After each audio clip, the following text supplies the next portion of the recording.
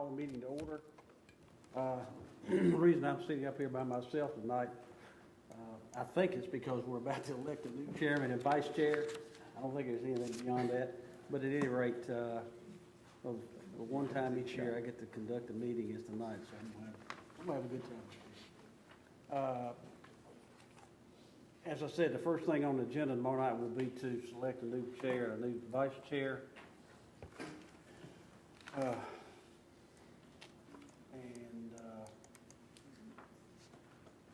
There'll be an approval of the agenda. Any questions on the agenda or the consent agenda? Let me stop right there. First of all, I need to make sure I introduce our two new board members. And I apologize for not doing that. I had every intention, but it's senior moment. We have with us longtime educator in Rutherford County and a retired educator in Rutherford County, Mr. Tim Tackett. Welcome, Mr. Tackett. Thank you so much. And also Mr. Aaron Holliday. Welcome to the board. Thank you very much. I know you're both very conscientious and do a great job.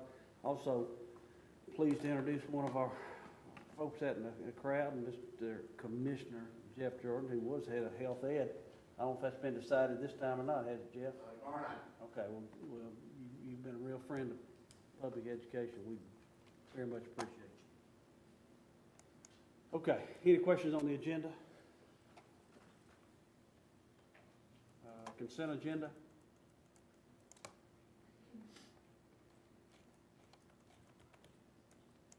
Okay. Might be a fast meeting here, Mr. Michael. And we'll also entertain any visitors tomorrow night. There'll be a recognition tomorrow night of JROTC Senior Army Instructor of the Year and the U.S. Army Cadet Command Gold Instructor Award for the school year 2009-2010, and it will be awarded to Colonel Richard Jeffries. And Colonel Jeffries was a student when I coached at Smyrna High, so a little revealing there about how old I am. Class of 72. Is that right? Yes, sir. Okay. Okay. Also, tomorrow night, Mr. Odom will give an update on various assessments. I think you'll find that interesting. And we're going to talk and a little about Stewart's Creek High School tomorrow night. Actually, Gary, I'm going to let you expand on that in a second. Joe Binkley will be here, and Binkley Garcia designs Siegel High School. And as you recall, when Siegel High was built, we built it for, in the vicinity, $70-something a square foot, which was off the charts, incredible. And it's been a plan, I think, that a lot like what we've tried to do in other places, kind of simplify the design, save the taxpayer as much money as possible, at the same time build an efficient school. And we would like to proceed with that design for our next high school. I don't see any real reason to go back and reinvent anything unless the board has another idea. That's kind of the plan. Mr. Clardy, you want to say anything in connection to that? Other than, just what you said, we had a very reasonable price on that school, and I guess over the last several years that we've discussed it, I think everyone's just kind of discussed rebuilding that school. And we've had our first peer group meeting. There are a few small changes that need to be done because of the academics and things have changed some since the school has been built. Of course, at this point, because of the way the economy is, architects and designers are coming out of the woodwork. But I've yet to see a fee to match what we're getting. And that is not through formal, proposals, but through just discussions of what fees are with a bunch of different people who I've visited with over the last 3 or 4 months or 5 months. So, we've just proceeded as we would with all the other schools, and if there's something different that the board would want to do on this one, then, you know, that needs to be also brought at this point. Yes, sir. What was the square foot value on Oakland and Whitworth Buchanan? Those are 160,000 square feet. No, I mean, as far as the cost per foot. Oh, the cost per foot? With Siegel being 70, what did that end up? Can I bring that to you? I don't Yes, want to misquote. Okay. I'll bring that tomorrow night Thank you. and discuss that with you. Go ahead, Mr. I Tackett. want to ask, how much savings, if any, are there in building in 2 stories? There's actually quite a bit of savings. You end up without a roof, you know, for part of it. So there's quite a bit of savings. If you have plenty of property, it doesn't, you know, it depends on the cost of property also. In other words, if you got plenty of property and it's cheap, it's, you know, more, it's better, it's easier, cheaper to build out, although it's still a little bit cheaper to go up. But when you get into the situations with the elevators and the stairs and meeting all the code for those, then that cuts the contribution to going up, down a little bit. A lot But, more steel used too, Gary?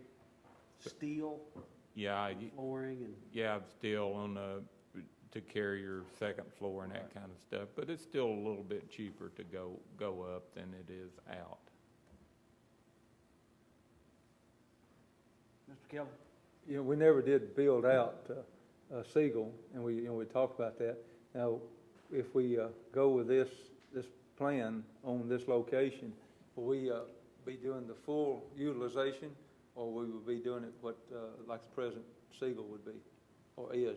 Well, we could probably go with the way present Siegel is, but we're also at this point offering a lot more career technical classes than was offered when Siegel was first put in. So you got cosmetology now and avionics and digital photography and some of those. So we may have to actually expand the footage a little bit. We're reviewing that right now with career technology people and all of the other science, math people, everyone. And I think Joe Binkley will cover that a little bit tomorrow night on our first peer group meeting, some of the issues. But the site will accommodate a bigger footprint if we need to, right? It will. Okay, thank you. Yes, sir.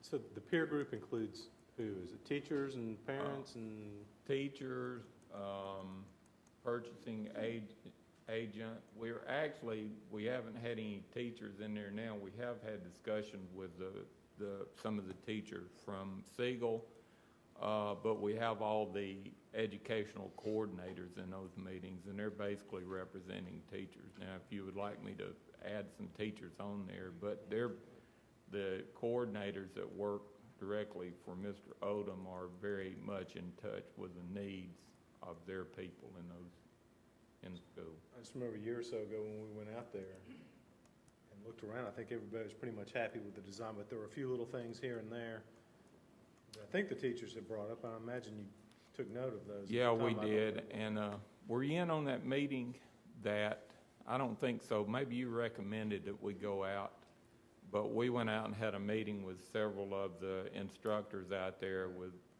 Mr. Nolan and some of his assistant principals, and we had a 3-page list that came out of that, and we're incorporating those those changes in. Mr. Clarity, Yes. what's the value of the athletic facilities and such on the campus in the total budget? I didn't bring the budget with me tonight, and we're still working on that. We're hoping that at least the same as they were, if not cheaper than when we built that. And I'll bring all of that information tomorrow night. I can't remember exactly. Siegel High School was done as a separate project, the stadium, and it's very easy to pull those numbers for you. I don't know why I recall this, but I do. It was $3.6 million. I remember when I first came on, there were some issues with respect to funding that and the value of an athletic stadium, and do we really need that kind of investment? And of course, the answer is yes. It'd be kind of embarrassing to be the only school in Tennessee that didn't have a football team, I think. And I think the community gets a pretty good bit of value out of it too.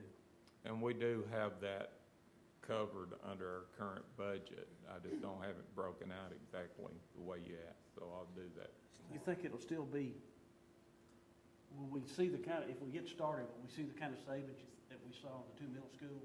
I think we will. The market's very competitive right now, very competitive. And there's no indication that that's going to let up anytime soon. Hang on. Mr. Jernigan, Mr. Donald, did you want to say something? Oh. Okay. You were looking at, you had that look on your face. Wilson County just saw comparable savings in bidding out their new high school. Yeah. So, yeah. And I have all that pricing. That's what I'm basing our tighter estimate on. Right. Wilson Yes, County was wasn't 33 million for their new high school. Yes, on the bid, but there was so much stuff that wasn't included in that the school system's furnishing, and some of it, I don't quite understand why they would want the responsibility of having to oversee that, but they've got it, just a whirl of stuff broken out of that price. Mr. Kelly? This will be in the city limits of Smyrna, is that correct? Yes. Okay. Now, have we checked to see we haven't had any hint of a problem like we did on the last schools on elevation and drainage? And, you know, we had a lot of problems with that on Oakland from a political standpoint. You haven't had any hint of any problems that's going to come about there? Well, we don't worry about the politics too much in my department, but We do in this department. As far as the money. We are beginning to touch base with the town of Smyrna because we think there needs to be some work over on Poplar Wood. We think there need to be some other access roads into the property. So we're kind of trying to survey that right now. And it's just hard to tell what kind of issues will come out of that. But as we move along, I'll keep you informed on that. Yes, sir. With that 17.1 inches of rain, we fared well on that general landscape though, didn't we, back during May at Sturge Creek? Yes. We have that huge retention pond out there that we planned for the high school site that has never been filled up. And I think that we will, once we get all the impervious area over there, like paving and roof, we'll have a lot more runoff we have to deal with, and we already have the infrastructure in place to take care of it. Mr. Jernigan? If I remember correctly, when we did a lot of the site work there, our site work went very well. It was access road even that we had a problem with, and it was a little bit late. But didn't we have an agreement that carried on over into doing some additional road work at that time when we built the schools? Go ahead, Gary. I think that issue got a little bit confused because of Smyrna being late and getting Morton Lane. We finally did get the Poplarwood side finished from the road, the access road of the school, out to the other road behind the school. I can't recall the name of that. One of them's Foxland. Yeah, at that intersection back there. And they also did a little work up there widening that curve at the corner just off of Amville Road. But now, in their view, we believe that road needs some work on it to make it suitable for more traffic. But there wasn't an agreement at that time that when the high school was built that No. access, there wasn't anything. I don't remember one. Anyone else from Mr. Clardy? Thank you, Mr. Clardy. Okay, B, we'll also get a status update on some maintenance and technology work orders.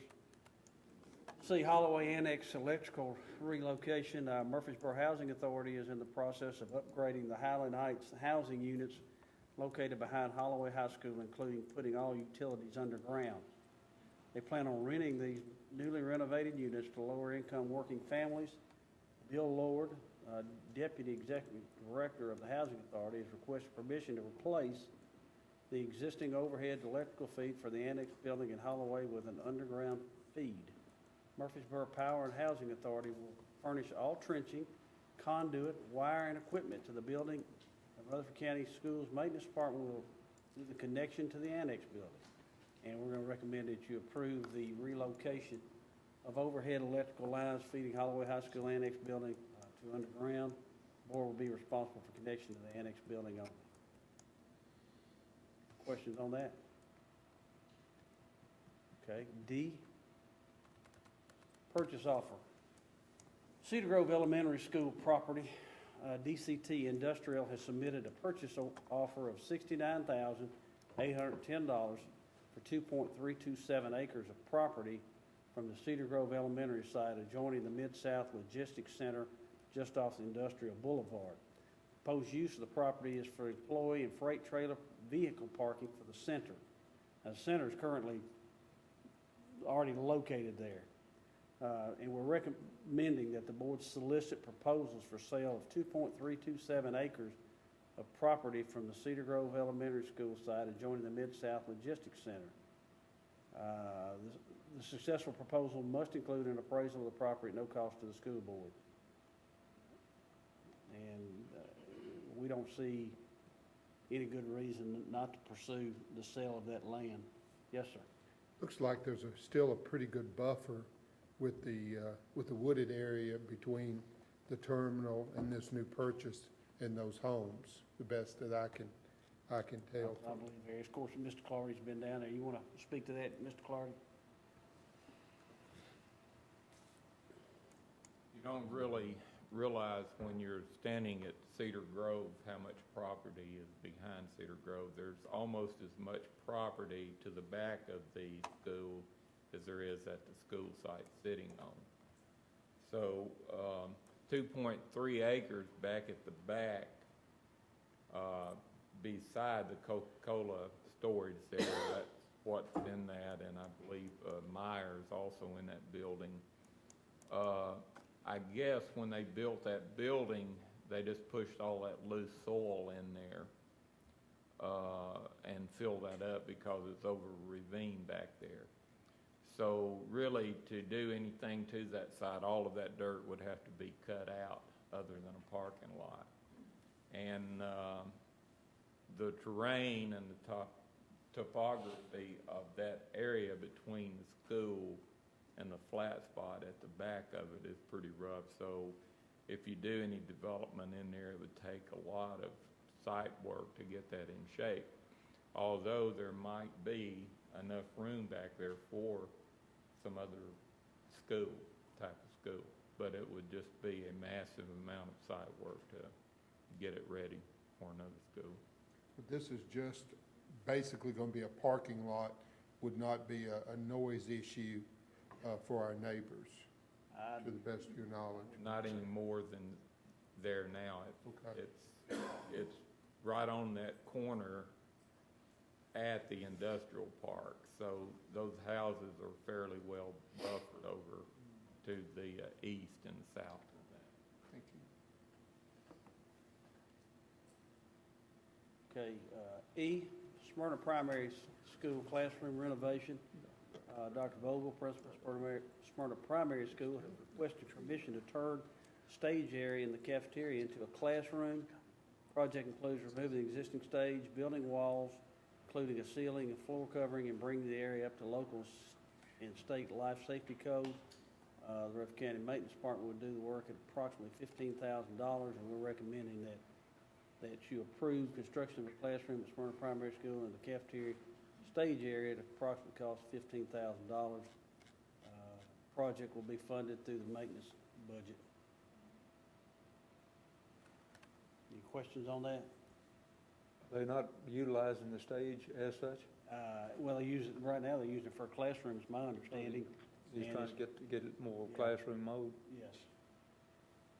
And it's not big enough to really conduct any kind of play or anything in there. They typically do that in the gymnasium where it's bigger. Okay. Blackman High School Soccer Storage Building. Principal Gail Vick has requested permission to install a 10-by-10 metal storage building adjacent to Blackman High School soccer field for storage of soccer items. It will be furnished, installed, no cost to Rutherford County School Board, and recommend that we approve installation of a 10-by-10 metal soccer storage building at Blackman High School at no cost to the board. Where is that gonna be? This field is in the very back of the school, so where would this structure be? It will sit down there at the end, where the chillers are, kinda in that little engine in the building there. That's a very big building, isn't it? Any other questions on that? Okay, G, McFadden School of Excellence Playground Addition. Principal Clark Blair has requested permission to add playground equipment to the playground at the back of the school. The estimate for the equipment is $25,000 and will be funded through the McFadden School of Excellence PTO at no cost to the Rutherford County School Board. And we'll recommend that you approve expansion of the back playground at McFadden School of Excellence. The funds from projects coming from the McFadden PTO at no cost to the board. Anyone on that? Okay, also, Ms. Barnes will give an insurance update. And it's been an ongoing project, and she and Mr. Sandvig, as our reps, have participated in that.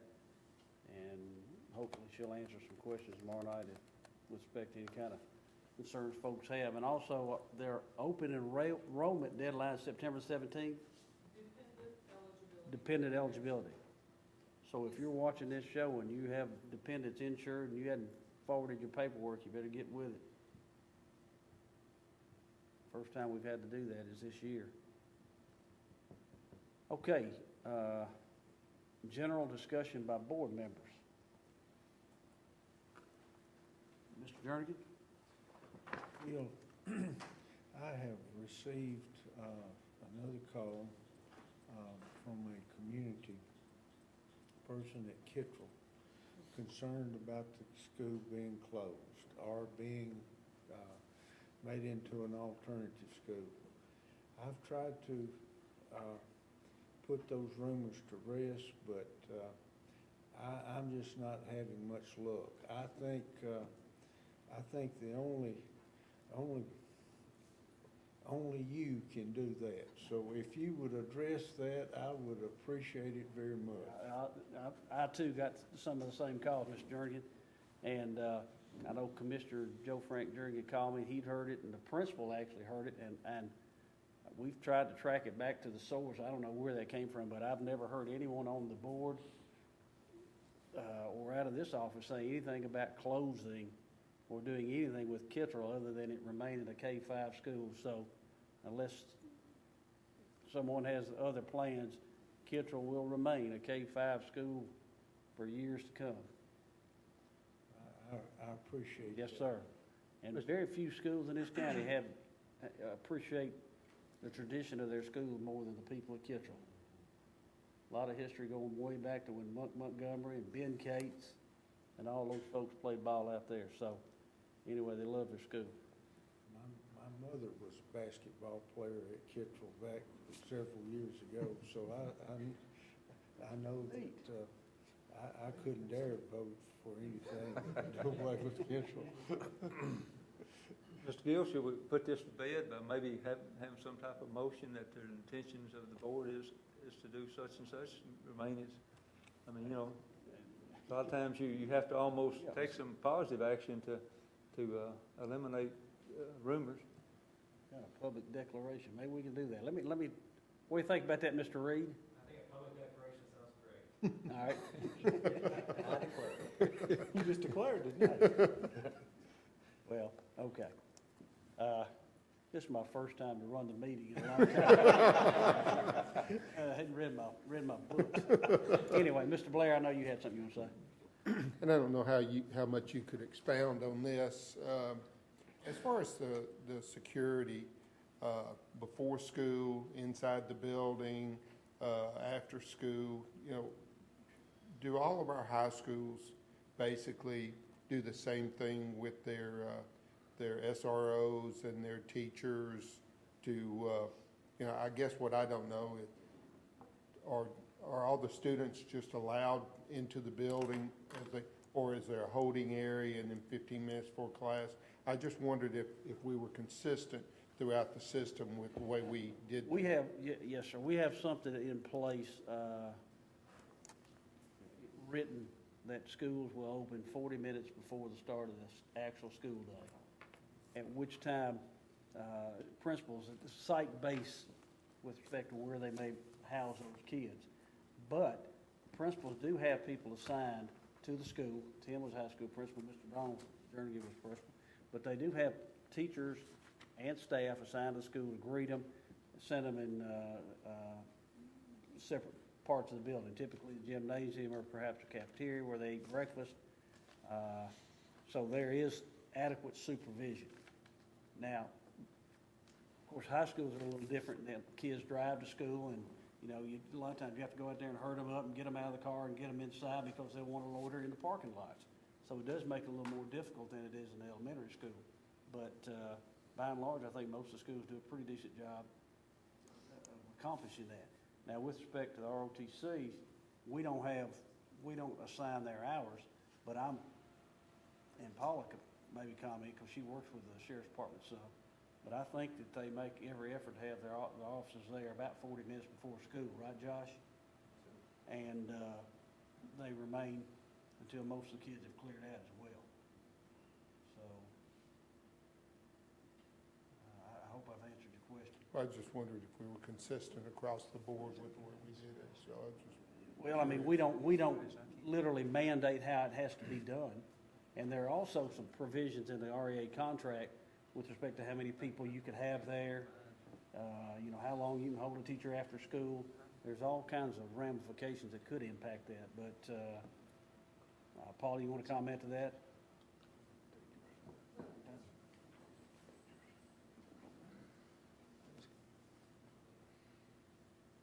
Just if a teacher is assigned to bus duty, then it needs to be done on an equitable basis. So if you have a large number of teachers either in the morning or in the afternoon watching the children beyond that 15 minutes before and 15 minutes after, it needs to be on an equitable basis where you rotate the teachers within a week or 2 week or 6 week period so that everybody has that opportunity to assist in that capacity. But I think, as Mr. Gill said, all of the schools have some plan for bringing the students in the morning and holding them in different locations, and then for release and dismissal time, doing the same thing so that they're not all put out at one time. They have them in different holding areas, so you don't have a mass exit from the building, and all the teachers participate in that. Thank you. The respect and protect committees, do all the schools have those, or is that just a secondary? Yes, sir. We do an annual training on respect and protect, and in fact, this year, Josh is looking into bringing in a guest speaker to our system again. About every 3 years, we do a large training for the entire respect and protect teams from every school, which consists of anywhere from 5 to 8 people. We bring them in and do a refresher course, and then each year, we do a smaller training just for a core group within the school to remind them about all the programs, the policies, and the personnel we have that serve under that respect and protect umbrella. Which You know, Mr. contributes to Odom our brought up safe a good schools. point today when we were talking about a bullying incident that percolated back to us. in the old days, when we went to school at 8 to 3 or whatever, 2:30, people left, they'd pretty much go home with their families. Now they're on MySpace, there's Facebook, everybody's got a cell phone, they text. It really enhances a kid's opportunity to bully, to ridicule other kids. You know, we didn't used to have that. And ultimately, the schools have to deal with that stuff. Where about many years ago, like I say, if somebody left at 3 o'clock, if they didn't knock each other in the head, then, by the morning time, everybody was okay. You agree with that, Mr. Jernigan? Yes, sir. Gil, if we could get a little explanation, pardon me for going back, but in item 11, the recommendation coming from Mr. Sandvig, so that I can be ready for that. Okay. Which one? Let me scroll back up. What's it in relationship to? To review the proposed GASB post-employment benefits. Okay. Hang on. Scroll back down. And that's what you're gonna report on tomorrow night, right? Do you wanna say something now to give them some background where either of you two? And Jeff is probably better equipped to give For an Gatsby, explanation yeah. of Gatsby. So let's start there, and then we'll answer questions.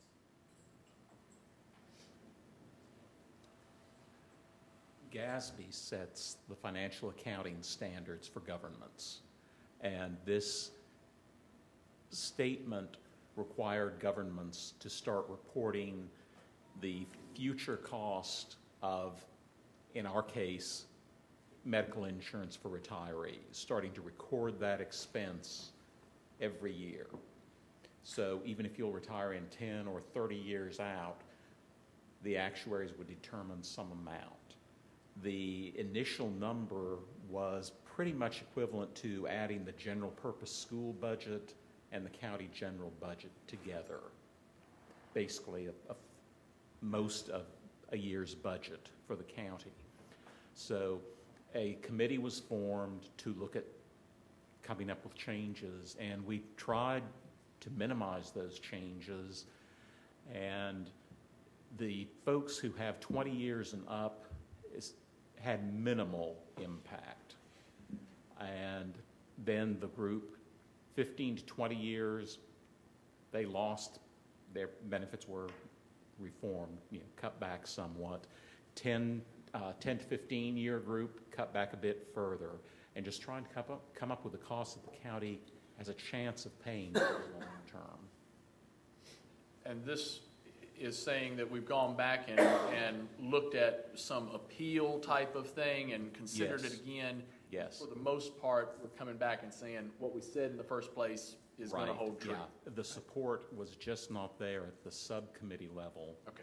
to open it up and make any changes to it. Okay, understood. Sure. Just so you'll know, this has been an ongoing process for over 2 years now. And the subcommittee has met on multiple occasions and then come back to the insurance committee with proposals. The insurance committee would review everything and either ask the subcommittee to go back and study it again, so that every time they did that, they had to have a different actuarial study to look at the numbers. So it's really been a process to go through this, and the whole idea was to try to come up with something for everyone. Yes, sir. The proposal by Mr. Sandvig, with them paying 100%, would that have cost the county any additional dollars in the long run? You would have adverse selection. The people who had major health issues would opt to pay that 100%. So that could drive up the cost overall. Okay. That's where it went. Mr. Tackett? Since I am directly affected by this, am I to be recused from this vote? Well, you either that or you declare your. I'll talk to him afterwards about that. Okay, all right. Anyone else? Yes, sir. Actually, about 12 12 to 15 years ago, this came up when I was on county commission, and man, it was a scary thing at that time, and I don't think it's gotten any less scary since that, but it has come to play, and everybody said, well, that'll never happen, but in fact, it was creeping up all the time. It's been about 15 years, I think, when it first. At that time, the county commission stressed this is a year-to-year thing available to funding. The first year it was in place, our cost was right under 100,000, I believe, maybe right over. And I think that was in the 99-2000 school year, or maybe 2000, 2001. This current year, our budget is 1.6 million for that line item. It has skyrocketed on us. All right, anyone else? Mr. Kill, Yes. help me out here. Josh Kubley? Josh Kubley, yeah. Josh Kubley. here. Kubley. I had the opportunity last week to meet Josh and visit with him for just a few moments, and he expressed to me that the SRO program was something that he was involved in a lot, and had not had any contact with our new sheriff, Robert Arnold. I had the opportunity to talk with Robert today, and he's very interested in continuing to provide the wonderful SRO program that we've had with the school system. And in the next 60 days or so, I think he would welcome the opportunity to speak with you and Josh and just make sure that there are changes that he has in mind, but that they're to our liking and continue the excellence that we expect. Well, actually, Ms. Barnes and I talked about that very thing today. We're trying to let him get settled in, and we thought we'd call and set up a meeting and just talk about the program, because it is a very valuable, resource that we have in the schools. And want to get his thought and also give them our thoughts with respect to, how much we appreciate and value them, and at the same time, see if we could even improve what is already an excellent program. Anyone else? All right, all minds at ease? Meeting adjourned.